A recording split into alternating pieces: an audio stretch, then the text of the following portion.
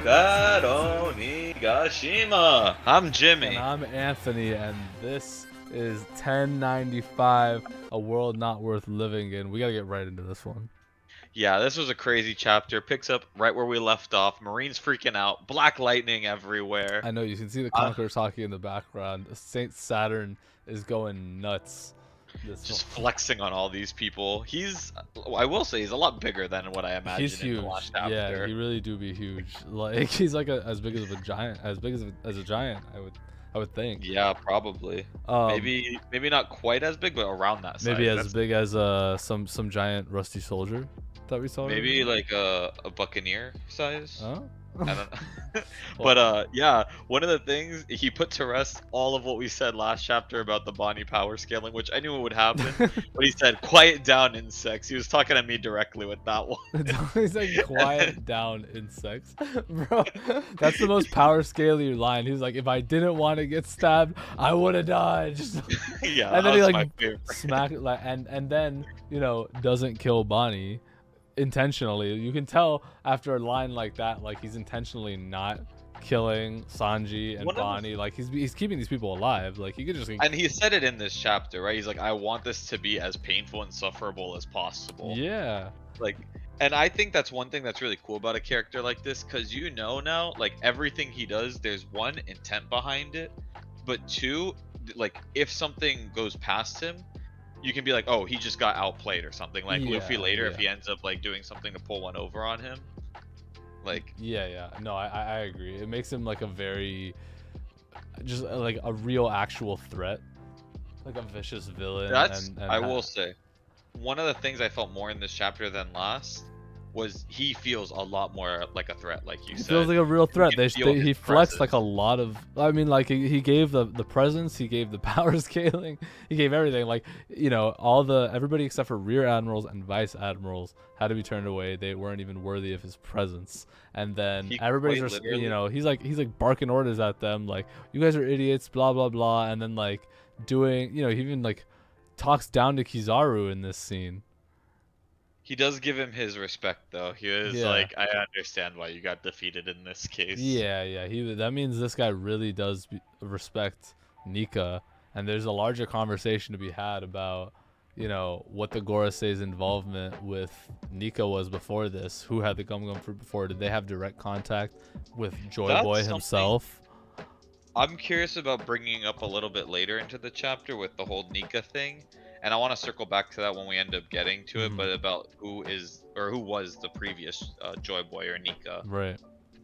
Like, one of the things I did like in this chapter, though, and we've been asking for it for a while, Franky did something. He did another cool thing. Let's go. I love Franky. Strong right, and he punched Luffy out of the way. Dude, I was so proud of Franky for doing some shit. One of the things, yeah, me too. And one of the things I always like about Franky in every arc is he's never like shy about like going against the big bad. Never. He did it last arc with Big Mom, where he ran her over with a motorcycle and was gonna laser beam her. Like he's done it like basically every time. Like he's not afraid of a fight, and I really like that about Franky, which is why I wish he got more fights, honestly. And you know what? He got props from a Gorosei. He said, "I see you have a pretty strong crew," and Sanji got bopped. So this is definitely all towards But I Franky. will say, one feat. Okay, but 1 feat for Sanji is, clearly this guy can just look at somebody and like blow their head off, right? And he intentionally did not do that with Bonnie because he had sentimental whatever for Bonnie. And he wanted to make her suffer before ordering everybody to shoot her in the head pretty much later in the chapter. So brutal. Holy shit. Super brutal, yeah. So intentionally did not kill her with that death stare, and then did it to Sanji, assumedly trying to kill him, I would imagine. And Sanji definitely like survived. That might have been just a Dura feat for Sanji, just saying. But, yeah, I mean, I think it is. I think he definitely has some durability, but the fact that you were all paralyzed, like, I'm really curious about what Saturn actually does, because it feels like he kind of just has like telekinesis, basically. Yeah, but I'm like, how are they gonna beat him? I feel like they definitely, one thing that they brought up, or Vegapunk brought up, was like he was like, oh, that's a devil fruit, like it has to be, right? Well, but is that like, is that a ruse? Is Oda throwing us off? Yeah. I think it's a ruse. I think it's basically because there's also it has to be a devil fruit and then like right after that one that's suspicious. Then he mentions multiple times that he's like you humans, and yeah, you could like say it's like oh because he thinks of himself as a celestial dragon as a god, so everyone else is just a puny human, or is he actually not human?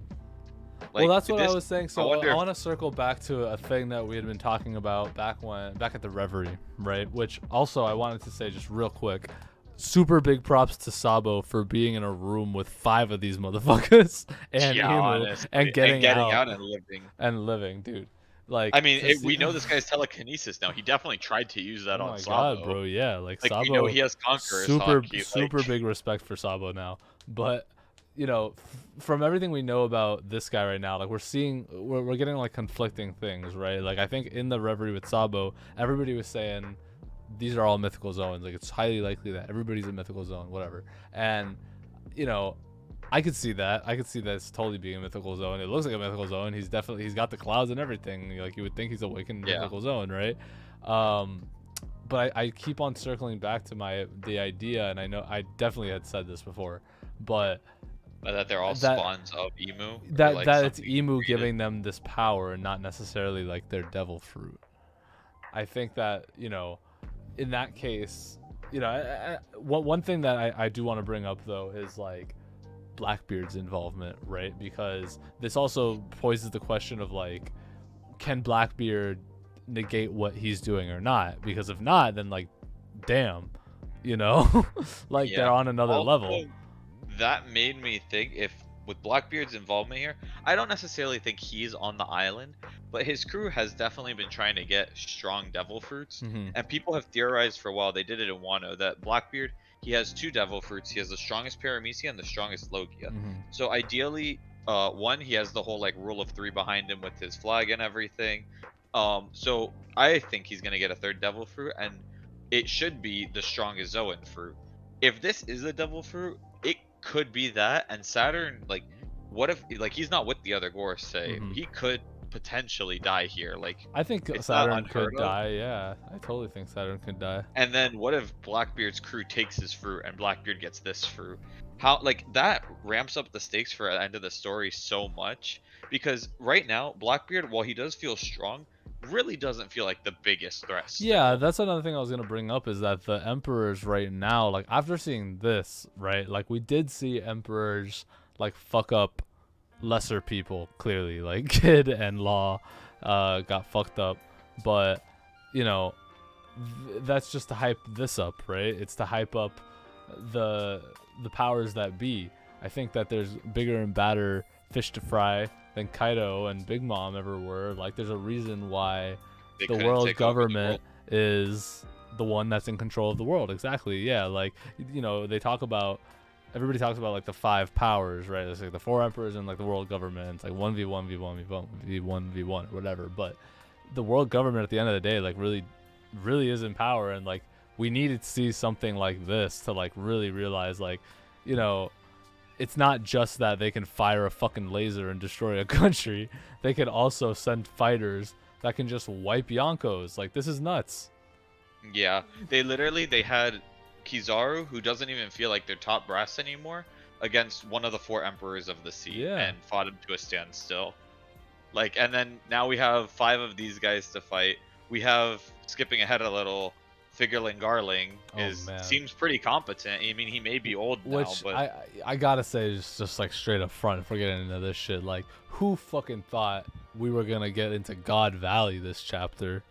I did not think we were getting into God Valley. We did call it that we're getting the Kuma flashback here, and I think that it's warranted. Been coming for a while, but yeah, God Valley is crazy to be mentioned. But just before skipping ahead to that, just Kuma's whole backstory was so like sad. The fact that he's still fighting for freedom of other people, the fact that he went back to like offered to be a slave anyways after going through this already. It is really sad. Like, yeah, Kuma's whole story is definitely a tragedy, and I think that like, man, it is really just like sad to talk about. But one thing that I think is interesting is like that he had the sun god Nika as like his personal internal like prophet, you know.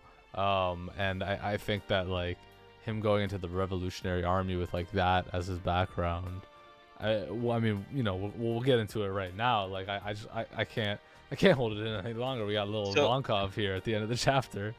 And one of the things I did want to say about Kuma that I think makes it even sadder that he volunteered to be a slave again is the fact that he willingly like erased his memories.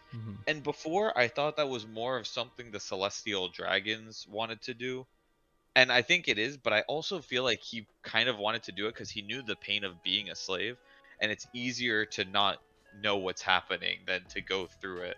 But he knows he needs to go through it to like help and protect the world and his daughter. Yeah. And I think that's what makes it even crazier. Yeah, it is a tragedy. I mean, like, yeah, he purposefully gave himself up for that shit. Like, and you know, you can even see him here, like, you know, saying after his mom got shot in front of his eyes, like, you know, he's still saying like, oh, my master's good to me, like he's a nice one. When I read that, I'm like, holy crap. Like, I knew the celestial dragons were messed up, but I think this was a really good introduction from Oda to just remind us like how awful these people truly are. Like the whole thing where they're literally making a game out of just hunting random people. That's nuts. Yeah, I didn't really think that that's what God Valley was. So God Valley, it's revealed that what really happened there was that there was like a colony of people there, and they killed their king immediately.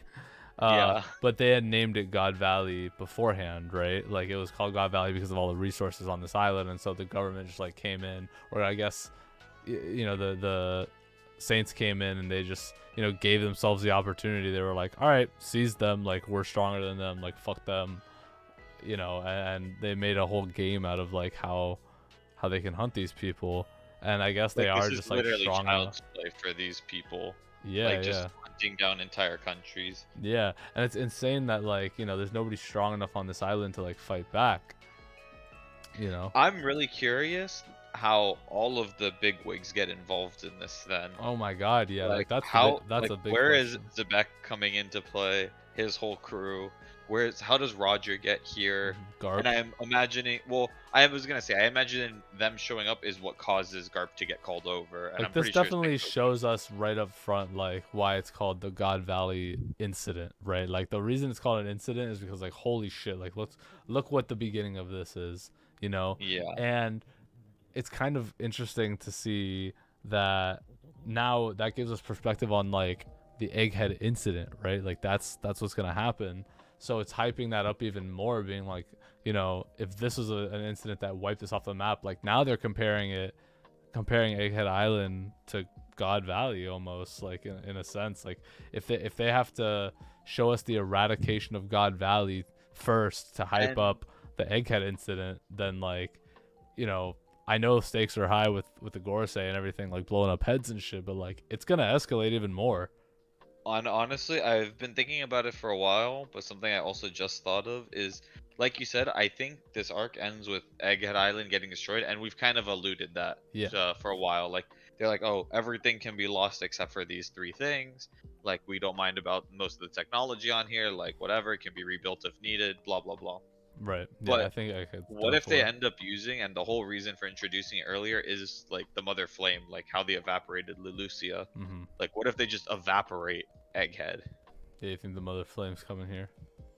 I think it could. Like, we also have to remember, like, the Mother Flame, is that what's powering the new giant also? Is it the Drums of Liberation? I mean, it has to be the Drums of Liberation. The Iron Giant in the basement. Like, how is that going to come into play? Yeah. Like, I wonder, like, we said it earlier about who the previous Nika is, and I feel like it's kind of confirming that 200 years ago, when the giant climbed the wall, there was somebody with that fruit. Otherwise, why would he be climbing the fruit, or climbing the wall? Fisher Tiger style. Exactly. And on top of that, I think also just the fact that, like, the reason the myth has perpetuated so much through all these people is because there was a sun god Nika at some point. maybe not very often, but every once in a while. Well, Between every these like like 200-ish years he's been prayed to, right? I think it might have been because like 400 years ago they had a sun god Nika in Skypiea, right? Or they prayed to sun god Nika at least. Exactly. And it's always, I mean, it's an obvious theme, but just like the oppressed people are always the ones talking about the sun god Nika. Like when it was introduced to us, it was because of like people in Impel Down talking about it and the freedom he was bringing to people. Right. So, and it's really like interesting how the whole time like they're going on about, oh, the sun god Nika, he brings joy, he brings smiles, he brings happiness. And I think this is why they get along so well. But like you said earlier, Ivankov, like he's introduced, like he is a slave and he's going through shit and he's smiling through it all. Like he, like this meant so much to me, honestly. Like it shows me like how much Ivankov is like Luffy. Yeah, Ivankov's dope. Like I think Ivankov definitely like deserves his position in the Revolutionary Army, and like I'm ready to see him team up with Kuma here. And it makes me think, is Dragon gonna come to God Valley? Like, is this gonna be like where they all first meet? Because Oda likes to clearly converge stories. I think you're right about that, actually, and I didn't think about that because it only makes sense the reason they end up joining Dragon here, because obviously Kuma and Ivankov are gonna team up here. This would be like the traumatic event for Dragon to capitalize on and be like, yo, this shit sucks, right? Like, come with me. And then on top of that, like this other person that introduced Jinny, like this is not someone we've seen before. This is probably Bonnie's mom, right? Maybe. Because she's eating food. I would think that this throws a wrench in the and she kind of has her eyes too. Yeah, it kind of throws a wrench in like the Big Mom clone theory. Which I do like about that, and you're probably right. That makes a lot of sense. But the fact that we don't see her and know about her now, or the fact that like Bonnie doesn't really talk about her mom, right? She just talks about her dad. She didn't know her mom. I mean, like, look what happened to Kuma's mom. Exactly. I think she's gonna die, is what I was gonna say. I don't think we leave this flashback with her alive. Aw, poor Jinny. So, and it's like a, I mean, this is kind of spoilers for another series, but something similar happened in Hunter x Hunter. Like in somebody's flashback, a character was introduced that you don't see in the present, and it's just kind of obvious. Like this has to be the traumatic thing that affects these other characters, right? And it's gonna be her dying. Yeah, she's probably gonna die, like straight up introduced, probably gonna die.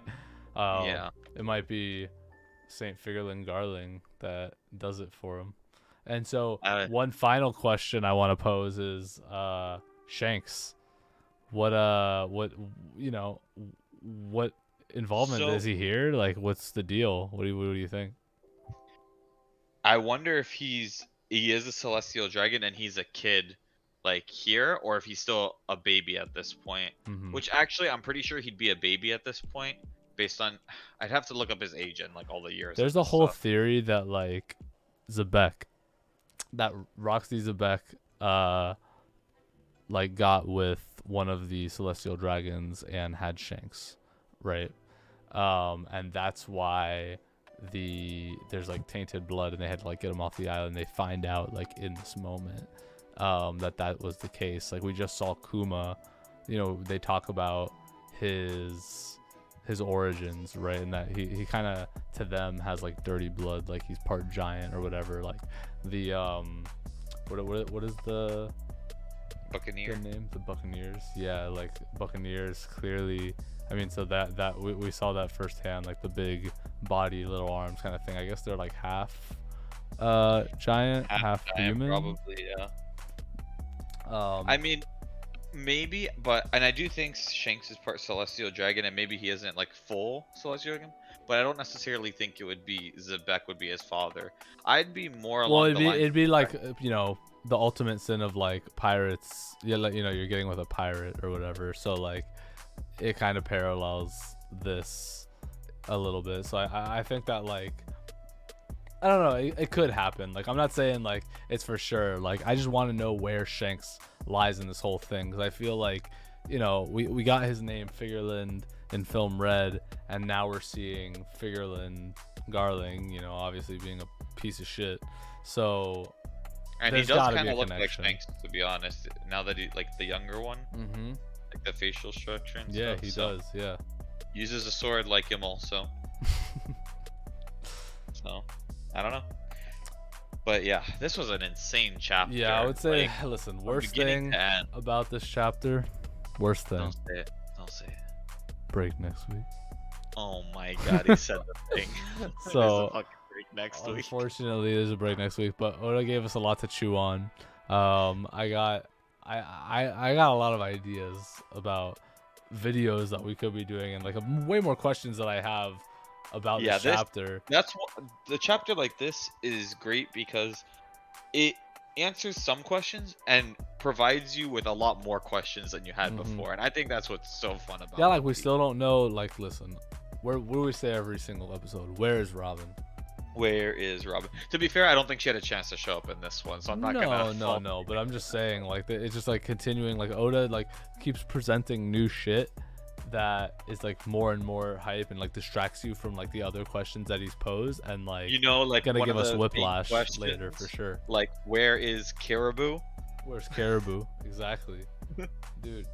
So we'll see. Is Luffy gonna get up next chapter? Probably not. We're probably gonna do more. I think we're gonna get a full. Yeah, I was gonna say I think we're getting a full chapter of flashback here. Yeah. Maybe a few. Is Zoro gonna come in and cut Saturn? Who knows? And then it leaves a scar. If he scars Saturn after he scarred Kaido and Saturn just healed like this, that's a huge feat. But we didn't even talk about the I'm getting too hyped. Yeah. All right, y'all. Well, we'll see you on the next one. Peace. Peace out. Don't forget to like, comment, subscribe. Oh, and fight us in the comments. Fight us in the comments. Fight us as usual. Later.